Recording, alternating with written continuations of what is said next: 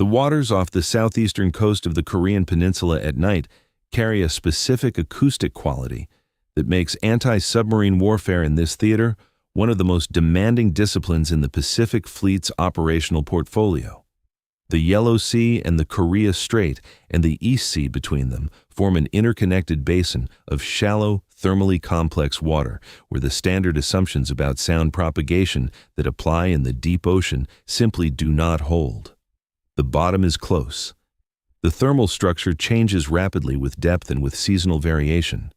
Commercial shipping, fishing vessel traffic, and the acoustic signatures of the industrialized Korean coastline, the machinery of the shipyards, the harbor traffic, the noise floors of the port cities, all contribute to a background acoustic environment that requires passive sonar operators with years of experience in this specific theater to read with any confidence. It is a waterway where a small submarine, running slow and quiet on battery power, can achieve a degree of acoustic concealment that a comparable vessel in the open Pacific could not sustain. The Korean People's Army Naval Force understands this. Their west and east coast submarine fleets have been designed around the specific acoustic properties of the waters adjacent to the Korean peninsula for decades. The midget submarine, a category the KPA Navy has developed in multiple configurations, ranging from the Yugo class to the Sang-O class, with variants whose hull lengths range from 20 to 34 meters and whose crew complements range from 2 to 15 personnel, is optimized precisely for this shallow, acoustically complex environment. Small enough to navigate depths that exclude larger vessels, quiet enough on battery power to approach the thermal and ambient noise floor of the surrounding water column, patient enough in the operational doctrine of a Navy that has used these platforms for everything from special operations insertion to intelligence collection, to the single documented combat employment in 2010, to wait in a fixed holding position for extended periods while a larger operation develops around them. The USS Guided Missile Destroyer had been the anti-submarine warfare coordinator for the bilateral U.S. Republic of Korea exercise for 4 days when the first anomalous acoustic contact appeared in the passive collection picture. The exercise, a scheduled annual event involving surface combatants from both navies, maritime patrol aircraft from the ROK Air Force and U.S. Navy, and a jointly operated submarine, had been executed without significant incident through its first 3 days. The tactical problem sets had run as planned. The operational tempo had been what the planning document specified. The threat environment, as assessed before the exercise began, had rated KPA Navy disruption activity as possible but not probable for this specific exercise period based on the current diplomatic posture of the Pyongyang government and the recent pattern of KPA Navy activity in the preceding 30 days. The threat assessment had not been wrong in its logic. It had been based on the available evidence.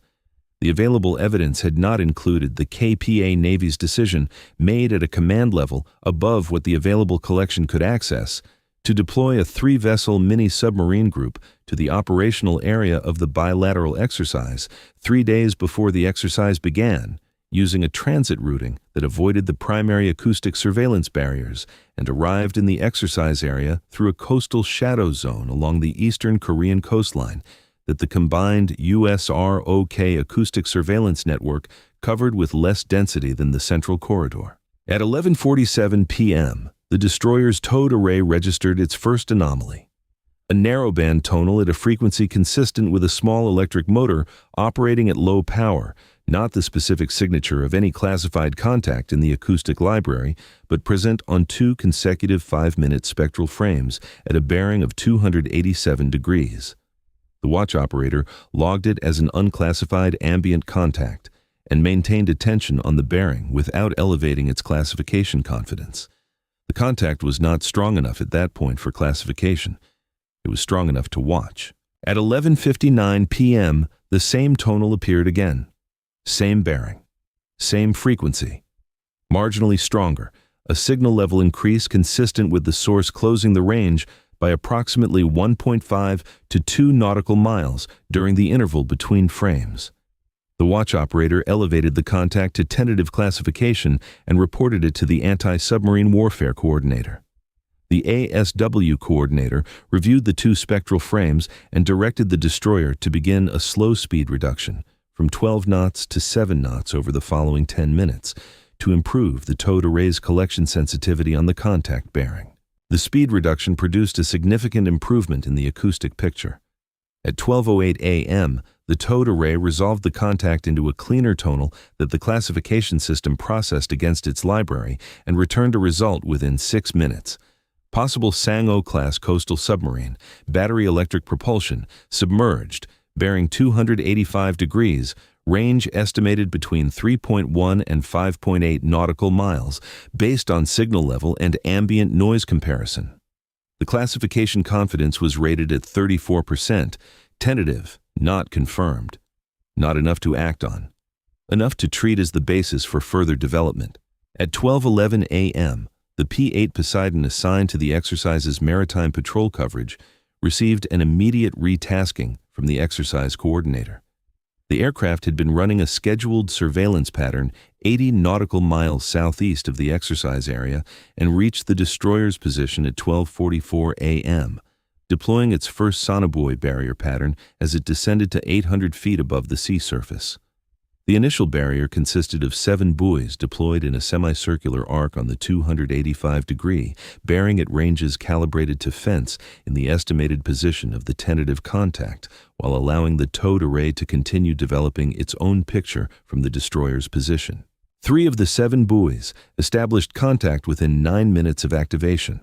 All 3 reported acoustic energy on bearing sets that, when resolved using cross-bearing geometry from their positions, placed the contact inside the arc at a range of approximately 4.1 nautical miles from the destroyer's position at the time of buoy deployment. A contact inside a sonobuoy arc at 4.1 nautical miles from a U.S. Navy destroyer participating in an active bilateral exercise was not an ambient noise anomaly. The classification confidence elevated to 71% at 12:53 a.m.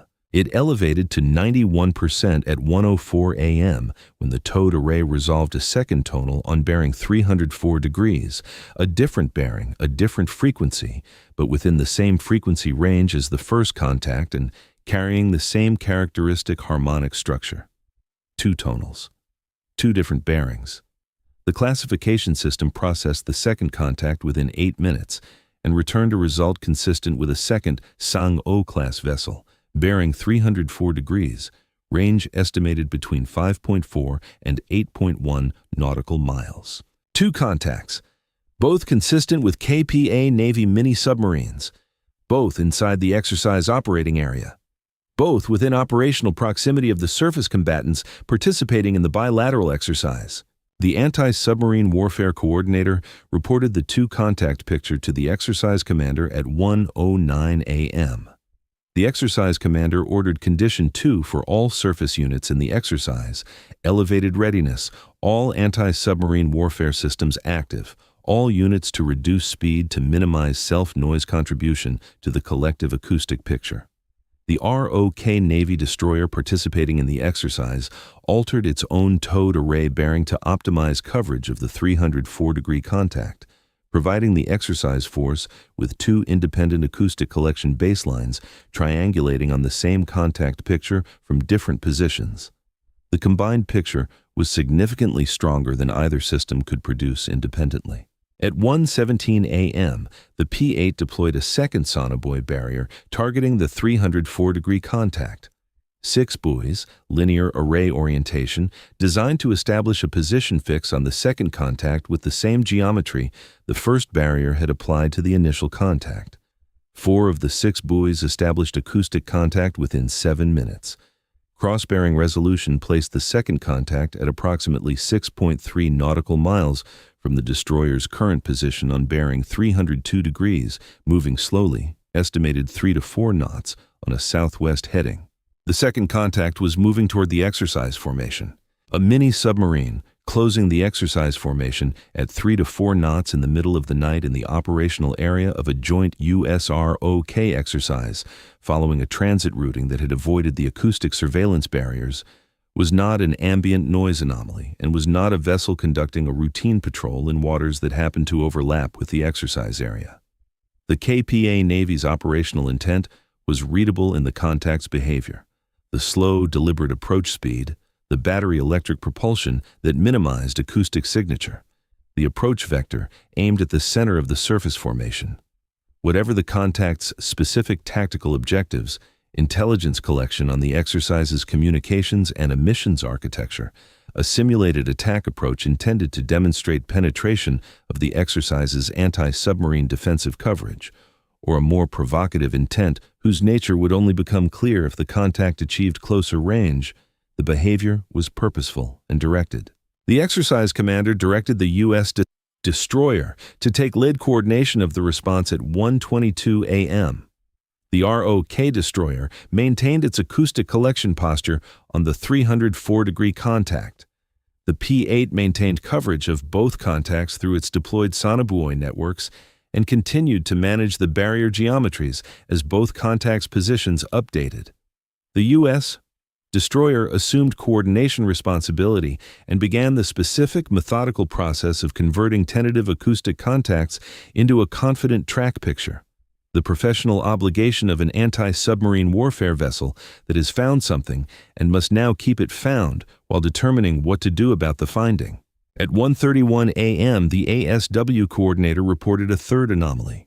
The towed array had registered a brief low-level transient at bearing 262 degrees, not a tonal, not a continuous contact, but a single acoustic event whose characteristics the classification system processed in 11 seconds and returned a result for possible ballast or trim adjustment on a small submarine hull. Not confirmed. Consistent with a vessel making a minor buoyancy correction.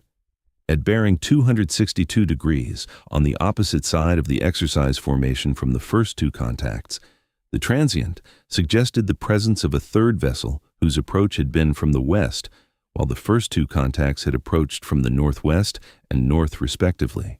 3 possible contacts, bearing 285, 304, and 262 degrees. The geometry of the 3 bearing lines, when overlaid on the surface plot of the exercise formation, described an arc that partially encircled the surface combatants, a flanking geometry whose construction, if all 3 contacts were real and operating as coordinated elements, indicated a pre-planned approach route that had positioned 3 vessels on approach vectors from 3 different bearings before any of them had been detected. The approach had been planned. The timing had been coordinated. The 3 vessels had entered the exercise area through different points and had been converging on the exercise formation from different directions simultaneously, relying on the acoustic complexity of the local environment and the directional sensitivity limitations of any single sonar system to delay detection long enough for the approach geometry to develop to a productive range. The exercise commander transmitted a classified contact report to Combined Forces Command Operations Center at 1:33 a.m. and directed all surface units to conduct active echo ranging on the 3 contact bearings. Active sonar in an exercise area with potentially hostile submarines present carries a different weight than active sonar in a pure exercise context. The transmission of a powerful directional acoustic pulse into the water around 3 tentative contacts simultaneously confirms the contact holder's suspicion that they have been found, and it forces a response from the submerged vessels that passive collection alone cannot compel. A submarine held inside an active sonar envelope has a constrained set of options: remain still and hope the geometry doesn't converge, attempt to sprint to a new position before the echo ranging establishes a confident track or surface. The U.S. destroyer transmitted its active sonar pulse on bearing 285 degrees at 1:34 a.m. The echo return arrived at 1:34:09 a.m., 9 seconds of sound traveling at 1,500 meters per second through water, whose depth and thermal structure the sonar system had been mapping since the exercise began. The return resolved into a discrete target at range 3.9 nautical miles, bearing 286 degrees. A confirmed contact. A hard body return, not a biological contact, not a bottom feature. A vessel in the water at 3.9 nautical miles, depth indeterminate from a single active pulse, moving slowly on a bearing that placed it inside the anti-submarine engagement envelope. The ROK destroyer transmitted its active pulse on bearing 304 degrees simultaneously. The return established the second contact at range 5.7 nautical miles, bearing 303 degrees. 2 confirmed active contacts, both at ranges that would be inside standard maritime patrol aircraft weapons employment geometry within minutes if either contact maintained its current approach speed. The P-8 deployed 2 additional sonobuoys on bearing 262 degrees at 1:36 a.m. to develop the third contact. The transient bearing had been a single event and required active development before it could be elevated to confirmed status. The first new buoy established a tentative tonal contact within 4 minutes of activation. The classification confidence on the third contact elevated to 52% at 1:41 a.m., not confirmed but no longer dismissible as ambient noise. At 1:38 a.m., the first confirmed contact at 3.9 nautical miles changed its behavior. The towed array registered a significant increase in acoustic output on bearing 286 degrees, an increase consistent with a vessel transitioning from battery electric propulsion at minimum power to a higher power output profile that sacrificed acoustic concealment for maneuvering capability. The contact was no longer running quiet. It was maneuvering. The speed estimate on the contact increased from 3 knots to 11 knots within 90 seconds, and its bearing began to change rapidly. A hard turn that moved it from a southwest heading to a northwest heading, away from the exercise formation toward the Korean coastline. The contact was running. Not a crash dive, not an emergency surface, a maximum speed withdrawal on battery power toward the shallower coastal waters where its own acoustic environment would be most favorable, and where pursuit by the U.S. destroyer would be constrained by the water depth available to the towed array. The ASW coordinator directed the U.S. destroyer to pursue at 16 knots on bearing 286 degrees at 1:39 a.m. The pursuit heading placed the destroyer directly behind the withdrawing contact, the towed array maintaining its bearing on the contact as the range closed from 3.9 nautical miles to 3.3 nautical miles over the following 4 minutes of the chase. The contact was fast on battery power. 11 knots was near the maximum sustainable battery propulsion speed for a Sang-O class vessel, and it represented a trait of acoustic stealth for kinetic escape. The destroyer at 16 knots was faster, but the coastal shallow water toward which the contact was withdrawing imposed operational constraints on the towed array that the destroyer's commanding officer was managing in real time, as the depths beneath the hull decreased from the exercise area's operational range into the coastal fringe, where the towed array required a minimum depth below the cable to function without bottom contact. The second confirmed contact, tracked by the ROK destroyer on bearing 303 degrees, had not increased speed. It held at its previous slow approach rate for 7 minutes after the first contact began its withdrawal run, then reduced speed further to approximately 2 knots at 1:46 a.m., a transition from approach to waiting posture. A submarine that slows when its partner begins a withdrawal run is either assessing whether to follow or holding its position to observe what happens to the partner. The ROK destroyer maintained its active sonar coverage on the second contact and reported its behavior to the U.S. destroyer at 1:47 a.m.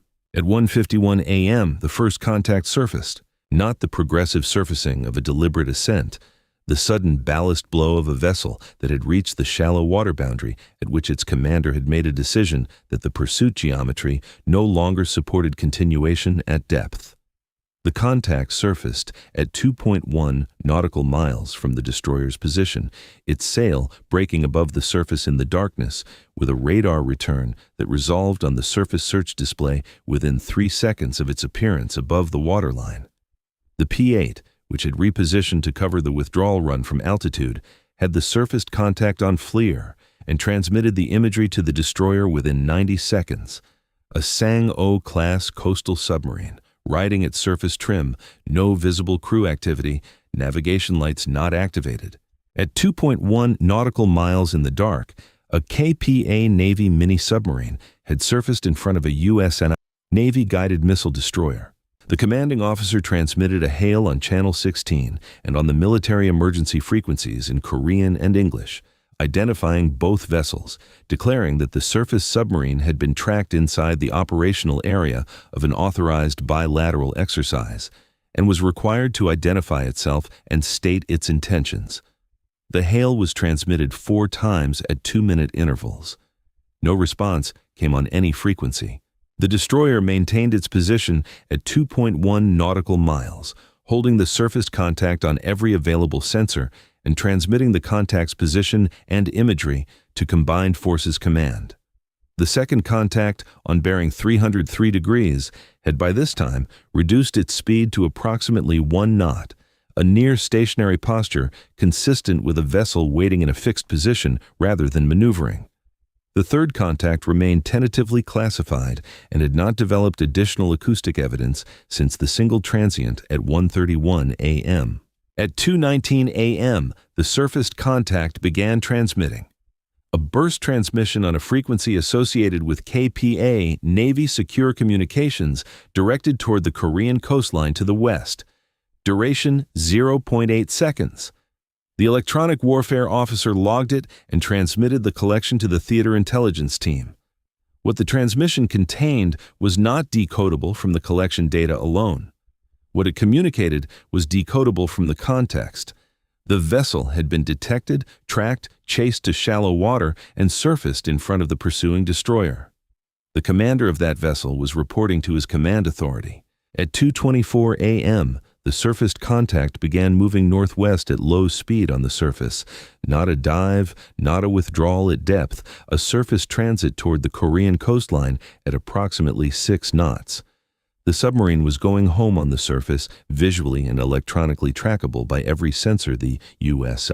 and ROK forces had in the area, making no attempt to conceal its withdrawal. The destroyer followed at 2.1 nautical miles for 14 minutes before the contact entered the 12 nautical mile limit of the Korean coast. The destroyer maintained its position at the boundary. The contact continued northwest and faded from the radar picture in the coastal radar clutter at 2:38 a.m. The second contact reduced to 0 acoustic output at 2:31 a.m., either shutting down entirely or transitioning to a hovering posture so quiet that the ROK destroyer's active sonar could no longer maintain a discrete return at its current geometry. The ROK destroyer deployed 2 additional sonobuoys to develop the contact's position. The buoys registered intermittent contact for 23 minutes before the acoustic energy fell below detection threshold entirely. The second submarine had gone very quiet, and quiet in this acoustic environment was indistinguishable from gone. The third contact was never confirmed above 52% classification confidence. The P-8's sonobuoy development had not produced a second corroborating detection, and the single transient at bearing 262 degrees at 1:31 a.m. remained the sole evidence of its possible presence. The exercise commander logged it as an unresolved ambiguity in the final contact report. At 3:45 a.m., the exercise commander transmitted the full contact picture to Combined Forces Command with an assessment. 3 possible KPA Navy Sang-O class mini-submarines had entered the bilateral exercise operating area using a transit routing that avoided the primary acoustic surveillance barriers. 2 were confirmed to active sonar confidence. 1 surfaced under active pursuit and withdrew on the surface. 1 transitioned to ultra-quiet posture and withdrew acoustically. 1 remained unconfirmed. The exercise had been penetrated. The acoustic environment had been used by the KPA Navy with the operational skill that decades of doctrine development in these specific waters had produced, and the detection of the contacts had required more than 2 hours of dedicated acoustic development by a P-8, 2 surface ship-towed arrays, and 43 deployed sonobuoys. The exercise was not terminated. It resumed its planned schedule at 6 a.m. with modified anti-submarine watch standards that incorporated the contact picture from the preceding 4 hours. The bilateral exercises continued. The KPA Navy had demonstrated that its mini-submarine force could approach to within 4 nautical miles of a joint exercise formation undetected for an extended period. The U.S. and ROK Navy had demonstrated that a dedicated coordinated acoustic search effort employing a maritime patrol aircraft, two-towed arrays, and a sustained sonobuoy barrier program could find the contacts, develop them to active conformation, and pursue one to surface. Both sides had produced a product from the same operational event. 3 possible contacts. 2 confirmed to active sonar. 1 surfaced under pursuit at 2.1 nautical miles. 1 withdrawn acoustically. 1 unresolved. 43 sonobuoys. 4 hours and 11 minutes from first anomaly to final contact loss. 1 exercise formation that was not disrupted. 0 weapons fired. 0 damage to any vessel. 0 concessions. The dark water in the Korea Strait remembers the shapes that moved through it that night. The record remembers what found them and what did not. The next exercise begins with both memories in the planning documents, which is the only way that any Navy in this theater gets better at the specific, patient, technically demanding work of finding very small, very quiet vessels in very complicated water before they find you.